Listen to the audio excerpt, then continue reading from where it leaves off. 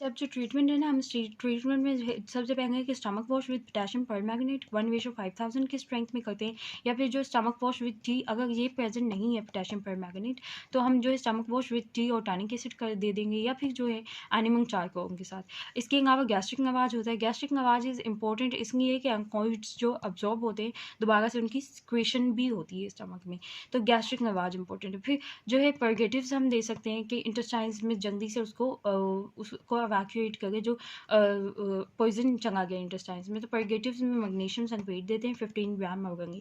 अब एंटीडोट है ना, अब मैंने एंटीडोट किस तरह से याद किया कि सोमनिफेरस ग्रुप में मॉर्फिन भी होता है, तो नंगोरफिन जो है, नंग ऑर्फिन मतलब कि ये मॉर्फिन को नंग कर रहा है, तो नंगोरफिन IV देते हैं 5 to 10 milligram after every 15 minute टिंग द सिम्टम्स रिवर्स। अब 15 आफ्टर 5 to 10 मिलीग्राम देंगे आफ्टर एवरी 15 मिनट, जब तक के सिम्टम्स रिवर्स नहीं कर जाते। जैसे कि अगर कंस्ट्रिक्शन हुई पड़ी है प्यूपिल्स की, तो उसकी डायलेशन जब तक नहीं हो जाती। लेकिन अब जो ड्रग ऑफ चॉइस है वो है नैंगोक्सोन।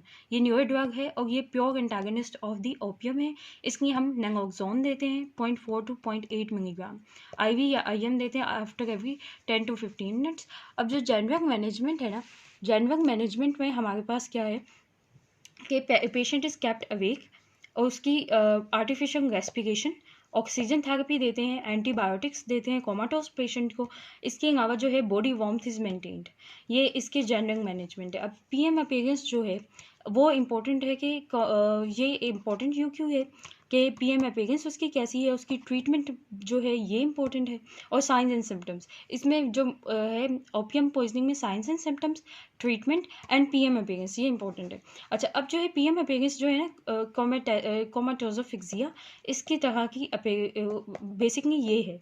अब एस्फिक्सिया रिलेटेड जो है ना, मैंने asphyxia related science and symptoms बना लिए PM अपीयरेंस के लिए कि मुझे याद रह जाए। अब एस्फिक्सिया में एक्सटर्नल क्या साइंस होते हैं, वो इंटरनल। अब एक्सटर्नल में हमारे पास ऑब्वियसली एस्फिक्सिया की वजह से साइनोसिस होगा, फिंगर नेल ब्लू कलर हो जाएंगे, नेक वेन्स इनगोज्ड, और जो है फ्रोद भी मिलेगी।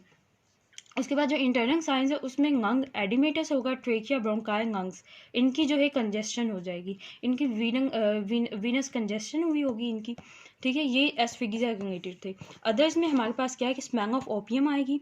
इसके अलावा जो soft brownish lump of the opium in stomach, क्योंकि जो ओपियम का कलर होता है, जो क्रूड ओपियम है उसके डार्क ब्राउन कलर का कलर होता है, इसलिए जो है सॉफ्ट ब्राउनिश लंप स्टमक में नजर आएंगे। एंड PM जो पोस्टमार्टम स्टेनिंग है वो ब्लैक कलर में होती है।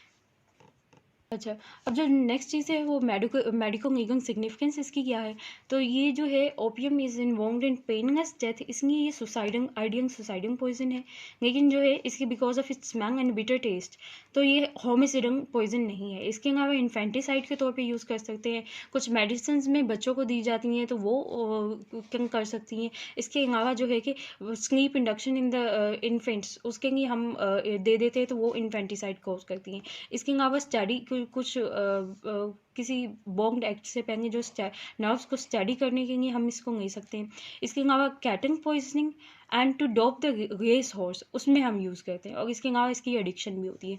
अच्छा, अब क्रोनिक ओपियम पॉइजनिंग किस वजह से होती है कि या फिर पेन रिलीफ, क्योंकि ये अफीम है तो पेन रिलीफ के लिए यूज़ हो सकती है। ये एक एफ्रोडियाजिक है, और टू गेट हाई जो एडिक्शन के लिए सारा ड्रग अब्यूज़ है उसके लिए यूज़ कर सकते हैं। अब क्रोनिक के जो साइंस है ना उसमें हमारे पास physical, mental and moral science है। अब जो है कि फिजिकल में हमारे पास क्या है कि एनोरेक्सिया है, भूख नहीं लगती, तो जो है फिर उसकी वजह से वीकनेस भी होगी, जो वेट लॉस होगा, इमासिएशन, ठीक है। इसके अलावा कॉन्स्टिपेशन है, इन्फेक्शंस जो है इन्फेक्शंस का रिस्क बढ़ जाता है, अल्सरेशन है, इंपॉर्टेंस एंड स्टेरिलिटी। फिर जो मेंटल है उसमें हमारे पास क्या है कि एमनीजिया, अब वो उसको लेके उसको एमनीजिया होगा, डिमेंशिया होगा, उसके डिप्रेशन होगा, इरिटेबिलिटी है। और मॉर्गन में टू गेट द सप्लाई, तो वो क्राइम रेट बहुत इंक्रीज, ड्रग सप्लाई के लिए क्राइम रेट इंक्रीज हो जाता है क्रॉनिक ओपियम पॉइजनिंग में। ये सारा इसका है ओपियम पॉइजनिंग का।